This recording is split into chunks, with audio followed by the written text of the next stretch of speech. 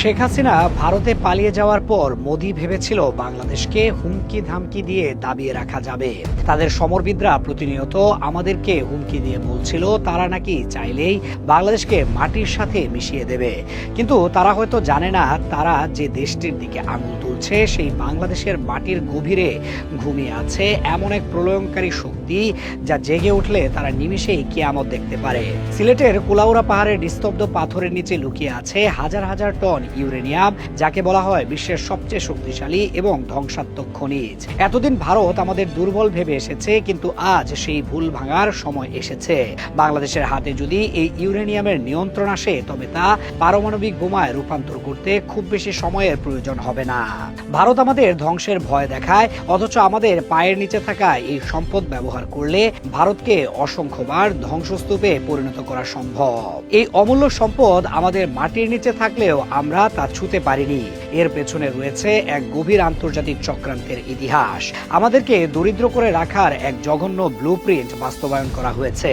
গত 100 বছর ধরে ইতিহাস বলে 1933 সাল থেকে বিদেশিদের নজর ছিল সিলেটের পাথারিয়া পাহাড়ের দিকে। বার্মা অয়েল কোম্পানি সেখানে বিশাল এক যজ্ঞ শুরু করে। ড্রিলিং মেশিন যখন মাটির গভীর থেকে তেল তুলে আনার প্রস্তুতি নিচ্ছে তখন ঘটে এক অবিশ্বাস্য ঘটনা। ভয়াবহ এক বিস্ফোরণে কেঁপে ওঠে পুরো পাথারিয়া পাহাড়।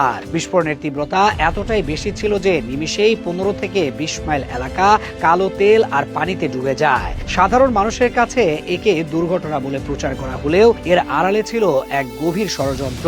কারণ সেই বিস্ফোরকের অজুহাতে কূপটিকে পরিত্যক্ত ঘোষণা করা হয় এবং অদ্ভুতভাবে গত 90 বছরেও সেখানে আর কোনো হাতুড়ির বাড়ি পড়েনি। কেউ কি ইচ্ছা করেই সেই বিস্ফোরণ ঘটিয়েছিল যাতে বাঙালিরা তাদের সম্পদের হদিস না পায়? এই বঞ্চনার গল্প এখানেই শেষ নয়। 1962 সাল এবার দৃশ্যপটে বিশ্বব্যাংক গোপালগঞ্জের কৈলাস টিলায় খনন কাজ শুরু হয়। ফলাফল ছিল অকল্পনীয়। মাটির নিচ থেকে গল গল করে বেরিয়ে আসতে থাকে তরল সোনা। পরীক্ষামূলকভাবে প্রতিদিন 500 ব্যারেল তেল উত্তোলন শুরু হয়, যা ছিল পাকিস্তানের অর্থনীতির জন্য এক বিশাল সুখবর। কিন্তু হঠাৎ করেই কোনো এক অদৃশ্য হাতের ইশারায় সেই তেল ক্ষেত্রটির কার্যক্রম স্তব্ধ করে দেওয়া হয়। কোনো গ্রহণযোগ্য কারণ ছাড়াই বন্ধ হয়ে যায় উৎপাদনের চাকা। বাঙালি যেন নিজের পায়ে দাঁড়াতে না পারে তার জন্য পশ্চিম পাকিস্তানি শাসক এবং আন্তর্জাতিক লবিস্টরা একজোট হয়েছিল। এরপর স্বাধীন বাংলাদেশে 1986 সালে হরিপুর এবং 87 সালে ফেঞ্চুগঞ্জে তেলের সন্ধান মিললেও সেই পুরনো অদৃশ্য শেকল আমাদের আটকে রেখেছে। ভূতাত্ত্বিকরা চিৎকার করে বলছেন সিলেট বেসিন হলো খনিজ সম্পদের মহাসাগর, কিন্তু আমাদের নীতি নির্ধারকরা ছিলেন অন্ধ অথবা ভিনদেশী প্রভুদের আজ্ঞাবহ। তেলের চেয়েও বড় যে সম্পদ নিয়ে আজ বিশ্বজুড়ে তোলপাড়, সেই ইউরেনিয়াম নিয়েও আমাদের সাথে খেলা হয়েছে এক নিষ্ঠুর লুকোচুরি।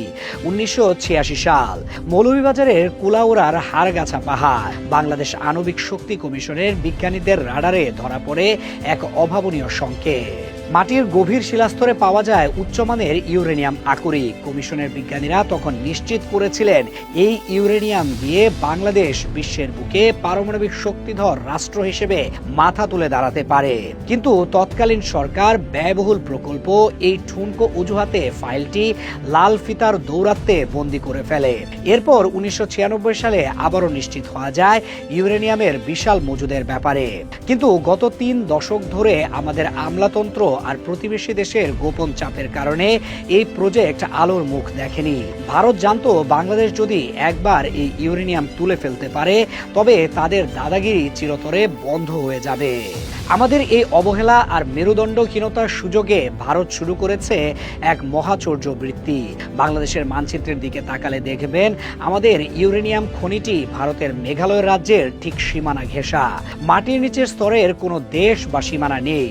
আন্তর্জাতিক খনি বিশেষজ্ঞদের মতে ভারত মেঘালয় সীমান্তে তাদের অংশে বিশাল সব যন্ত্রপাতি বসিয়ে মাটির নিচ দিয়ে সুড়ঙ্গ করে অথবা আধুনিক স্ল্যান্ট ড্রিলিং প্রযুক্তির মাধ্যমে আমাদের অংশের ইউরেনিয়াম শুষে নিচ্ছে।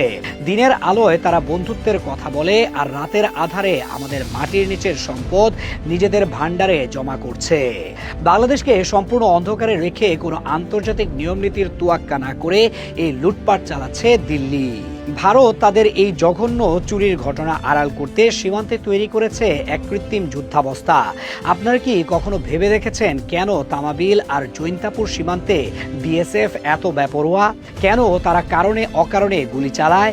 এর উত্তর অত্যন্ত পরিষ্কার। তারা চায় আমাদের সীমান্তরক্ষী বাহিনী এবং জনগণের নজর যেন সবসময় গোলাগুলি, লাশ আর রক্তের দিকেই থাকে। পিলখানা হত্যাকাণ্ডের মাধ্যমে আমাদের বিডিআর এর কোমর ভেঙে দেওয়ার পর থেকে সীমান্তে ভারতীয় আগ্রাসন কয়েক গুণ বেড়েছে। তারা নিয়মিতভাবে বেসামরিক নাগরিকদের হত্যা করে ত্রাসের রাজত্ব কায়েম করেছে, যাতে সেই আতঙ্কের সুযোগে তারা নির্বিঘ্নে মাটির নিচের সম্পদ পাচার করতে পারে। তাদের এই গুলির শব্দ আসলে তাদের ড্রিলিং মেশিনের শব্দ ঢাকার এক কৌশল মাত্র। এখানেই শেষ নয়, ভারতের ষড়যন্ত্রের জাল আরো অনেক গভীর পর্যন্ত বিস্তৃত। জৈন্তাপুর সীমান্তের ইউরেনিয়াম সমৃদ্ধ এলাকাগুলো যেমন কেন্দ্রি ও ডিবি হাওর, এই জায়গাগুলো ভারতের জন্য অত্যন্ত লোভনীয়। এই ভূমিগুলো দখলের জন্য তারা এখন খেলছে সাম্প্রদায়িকতার কার্ড। সীমান্তের ওপারে বসবাসরত খাসিয়া সম্প্রদায়ের মানুষদের তারা বাংলাদেশের বিরুদ্ধে লেলিয়ে দিচ্ছে। ভারতীয় গোয়েন্দা সংস্থাগুলো অত্যন্ত সুকৌশলে খাসিয়াদের মধ্যে ধর্মীয় উন্মাদনা ছড়িয়ে দিচ্ছে। তাদের বোঝানো হচ্ছে বাংলাদেশের এই ইউরেনিয়াম সমৃদ্ধ এলাকাগুলোতে তাদের পূর্বপুরুষদের সমাধি রয়েছে। সমাধি উদ্ধার এবং পরিবেশ রক্ষার দোহাই দিয়ে ভারত সরকার মূলত খাসিয়াদের দিয়ে বাংলাদেশের ভূখণ্ডে বিশৃঙ্খলা সৃষ্টি করছে। এটি তাদের একটি দীর্ঘমেয়াদী এবং ভয়াবহ পরিকল্পনা। তারা চায় স্থানীয় আদিবাসীদের ঢাল হিসেবে ব্যবহার করে ওই অঞ্চলের নিয়ন্ত্রণ নিতে, যাতে ভবিষ্যতে সেখানে তারা সরাসরি মাইনিং অপারেশন চালাতে পারে। গত 17 বছর ধরে আমাদের শাসকরা ভারতের কাছে নিজেদের বিক্রি করে দিয়েছিল, যার ফলে চোখের সামনে সম্পদ লুট হলেও কেউ টু শব্দটিও করেনি।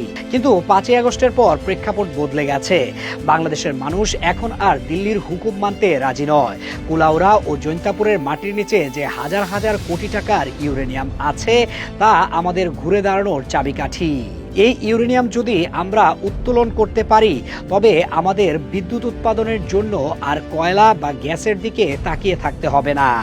রূপপুর পারমাণবিক বিদ্যুৎ কেন্দ্রের জ্বালানি আমরা নিজেদের মাটি থেকে যোগান দিতে পারবো।